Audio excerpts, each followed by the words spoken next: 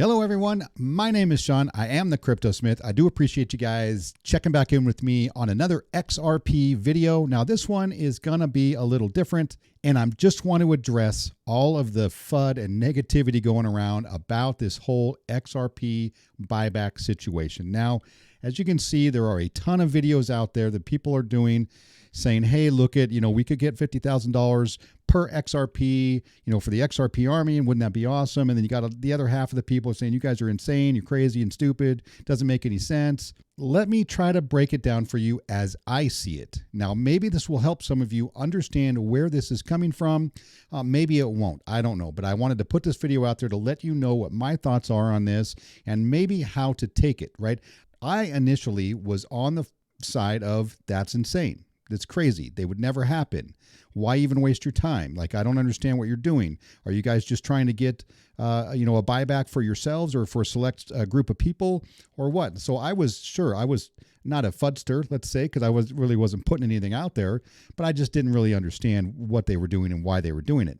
But doing more research has opened up my eyes. Now I understand what the thought is and why they're doing it. So let me take a minute and explain it to you guys. Now, this all started when Jimmy Valley of Val Hill Capital, this guy right here, he started a confidential committee to calculate the future market value of XRP. Now, that type of calculation requires a ton of research, current market data and analytics to speculative future use cases. Now, taking into account all of the money, they wanted to come up with what they thought would be a realistic all the money XRP calculation. And this created a huge price valuation, $10,000 per token, $25,000, $50,000 per token, or maybe more. And it sounds ridiculous. And it is ridiculous. But let's take a step back for a second and calm down, okay? It's going to be all right. Now, most people are looking at this in the wrong way. Okay, this committee is not working with the government to try to sell our XRP to them at some crazy high valuation. That's not what they're doing. It's exactly the opposite. They are working on the absolute worst case scenario that could happen to the XRP army and us retail XRP holders. Now, let me also mention that they're working on their own dime, on their own time. Nobody is paying them. So now this committee is made up of some 80 people, different walks of life, lawyers, bankers, CEOs, social media influencers, economists, some notable characters that they have on the committee are James Rule XRP. Here's James Rule right here. He has a great YouTube channel, fantastic content, love listening to him. Here's Jimmy Valley right here.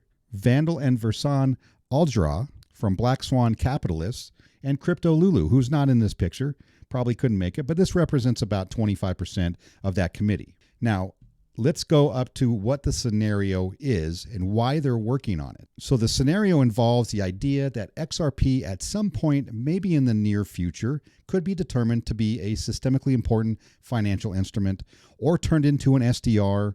An SDR is special drawing rights. This is from the IMF, the International Monetary Fund. The SDR is an international reserve asset created by the IMF to supplement official reserves of its member countries. Now, the SDR basically is just a special asset that the IMF can lend out or give out this liquidity to countries in need. Maybe there's a financial crisis, a liquidity problem, there's some sort of natural disaster, whatever.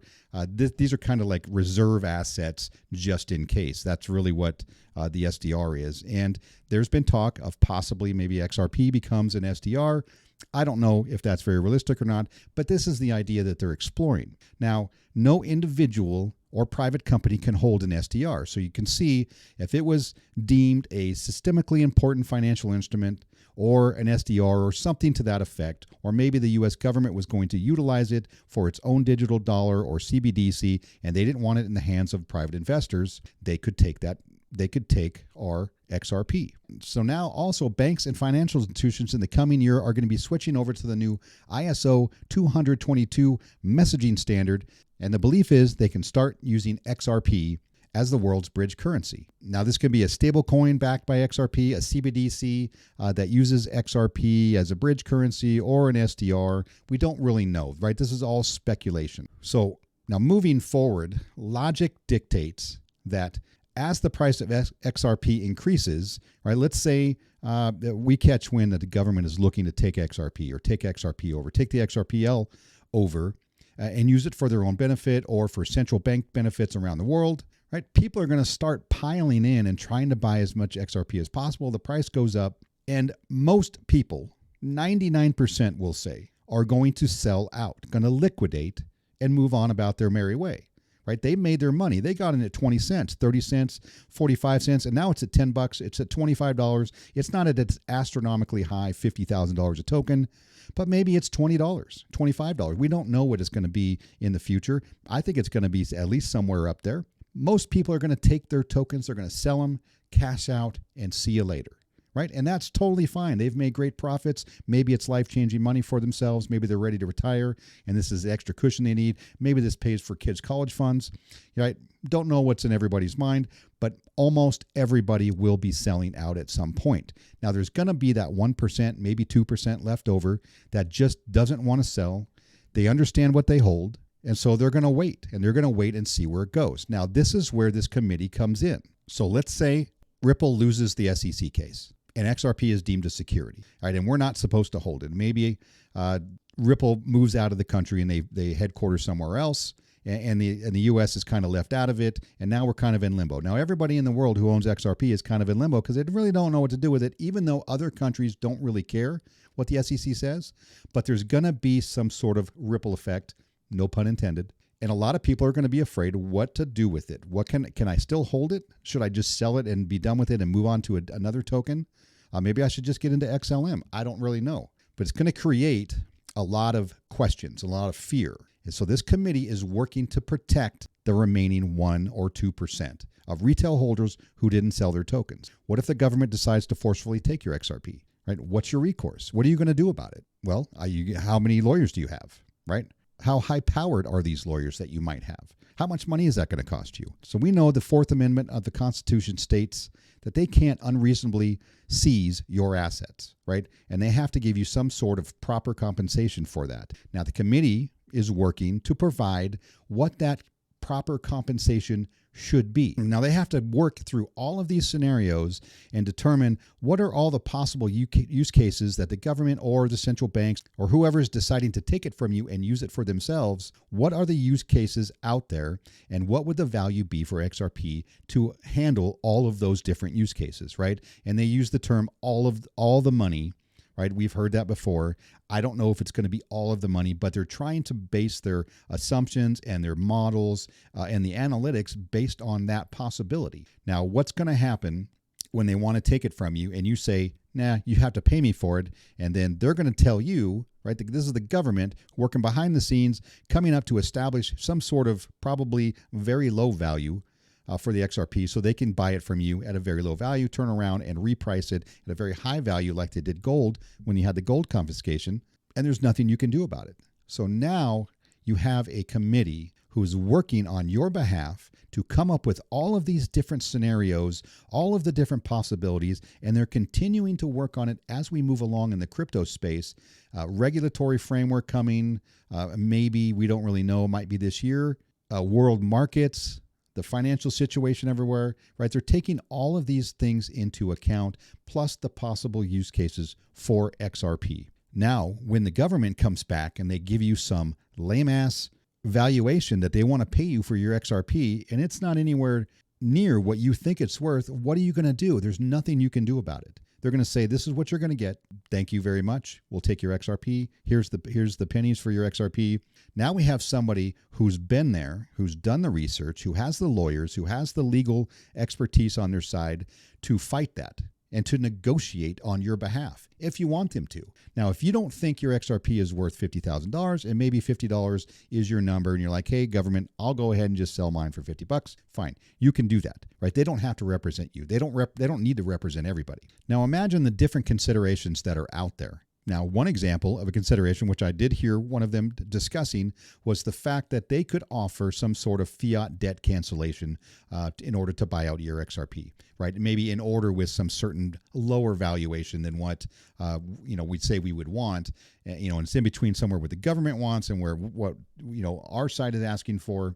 We could say, hey, you know what, we'll take a lower valuation, but you just cancel my debt, right? I have no more house payment. I don't owe any back taxes. Anything that I owe in fiat is now canceled because we're not going to be running on fiat at that point. That's just one of hundreds of different considerations that they're trying to come up with and possibilities that they could work with. What about all of the XRP holders who lost money, who had to sell out of their position at a loss after the SEC dropped the lawsuit, right? This is another consideration. Is there a way to make those people whole? And then they have to determine what kind of time frame are we talking about? How long ago, do we go back for people selling? What if they sold and they put their money into some, meme coin like Shiba or Dogecoin instead? Do those people get compensation? Right? Do they have to get out of that XRP position and then get into something a more substantial or maybe a blue chip type token? Right? All of these different scenarios have to be looked at in order to come up with a proper valuation and some sort of negotiating ability in the off chance that this thing occurs. One other benefit is we as XRP holders get to see what their logic is, what they're working on, what kind of considerations are they taking into account, right? So even if it doesn't go to this extent and some agency, entity, whatever is offering you compensation for you to give up your XRP so that it's not really in the retail holder's hands any longer, you have some knowledge to back up what you claim XRP should be worth, right? Remember, they're going to no matter what they pay you for it, as soon as they get it all back, they're going to reevaluate that token to the price they need it to be to do all of the things they needed to do, which is going to definitely be higher than what they're paying you. So if you arm yourself with this kind of information, like I said, on the off chance, and this is, probably a 0.001% that this would ever happen, but there is a possibility. Now, I know some people think this is crazy and it's stupid and we don't need it. It's unnecessary. And why are you filling people's heads with this crazy notion of getting $50,000 per XRP? But that's not what they're doing, right? They're working on our behalf to protect the XRP army in the off chance this thing happens, right? There's some preparation there. We don't have to start from zero when the government reaches their hand out or reaches their hand in our crypto wallet to take our XRP, and we have nothing to back up any sort of realistic price negotiation, right? There's nothing there. You've done nothing. I've done nothing, right? So we have a group of people who's working for us, and I really appreciate that. Here's where I'm going to get real, okay? This is straight talk, right? Just like I like to say, I'm going to keep it straight. The government's not going to be paying $25,000 or $50,000 per XRP token to buy your XRP. And here's why. There isn't enough money out there to do that. They would have to print off, if they're going to pay you in fiat money, they would have to turn on the printing presses and print more money, right? Some of us out there have hundreds of thousands of tokens. What's that going to be worth at $50,000 per, right? It's an astronomical amount of money. They don't have the money to do it, which is also an incentive for them not to try to do that, right? For them to try to work another way around of figuring out how to get the XRP, how to make it work for everybody, how to be fair and equitable, even though we're talking about the U.S. government here. They're not going to try to be fair and equitable. We may have to force them. And let's loop it right back to the very beginning where I said they are working on the absolute worst case scenario for us in the XRP army. And I'm enjoying the fact that they're doing it. It's very interesting to see how they value the token, what kind of things they put in there and they can take out, and they can work all these different scenarios. It's really quite fascinating.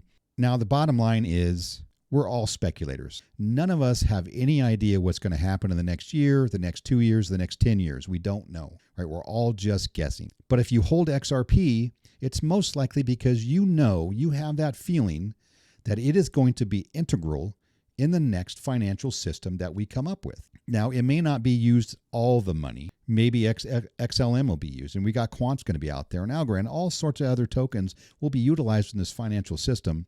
But we know we're holding a token that's going to be in the center of that, and that's what I believe. Now, one of the important questions I've heard are people being critical about this committee is only putting together some sort of valuation for U.S. citizens, right? People who live in the U.S. and maybe the committee itself. But that's not true. That's not what they're doing. It's for anybody who holds XRP after the masses sell off, after 99% of all holders finally sell off and capitulate to those higher prices. The rest of us who are left are going to be represented here. And if we look at, let's say, the Treasury, the Treasury works with central banks all over the world, right? And perhaps the CBDCs are going to be utilizing XRP as that bridge currency, right? That's going to be needed in all countries with the central bank. So whether you're in France or Belgium or Italy or the US or the Philippines, it doesn't really matter. You're going to be represented. It's going to be needed by all different countries nonetheless. So I'm just going to ask to please understand where this is coming from and how it could potentially benefit you. Jimmy Valley or anybody on this committee, these are not con men. They're not crazy. They're all working on just-in-case scenarios. Or what if it all goes wrong for the XRP holders, right? I'm happy to know that they're out there working on my behalf and planning for the what-ifs. It's not costing me anything. I don't have to do anything. I don't have to use my time or money or resources to help them. They're doing this on their own. What do I care? The problem always exists because people only read headlines and they don't dig any deeper. And that's where the FUD starts, right? Dig deeper, do research, actually try to understand why they're doing this, and don't just get hung up on some number, some valuation number that most likely isn't real. The chances of that happening are super, super slim, right? Don't get triggered on the valuation. Just sit back and take solace in the fact that there are people out there that are fighting for you for any potential problem that might come up. And so, anyway, I guess I was wrong. There really is a cost for you, and the only cost is being your headroom, right? It's taking up space in your head. Let it go, right? They're doing a good thing for everybody, and I want to see where it goes. So now that's all that I have for this video, except to tell you that I am one of those people who are not going to sell all of my XRP. I don't care what the price is. My plan is to save some for just in case, for what if. What if they don't want to take all of our XRP? What if all of the banks and institutions out there need to hold some XRP in order to utilize, and XRP starts to become scarce? And then now XRP can be staked and or leased, and you can get some sort of a passive income. I don't know if that's going to happen or not. That's speculation on my part, but that's what I want to do. So the 1% that this committee is working for is me. I'm part of that 1%. I don't know if you are too. That's something you have to decide for yourself, right? Not financial advice. I'm not your financial advisor. I could barely handle my own money. So anyway, I hope you guys enjoyed this video. Hope you learned a little bit about what's going on and kind of maybe what's going on in my head and how I feel about it. Try to give these guys, a little bit of a break, right? They don't need all the headache. They don't need all the hate out there. They're working on our behalf, right? Just remember that, okay? We'll see you guys next time.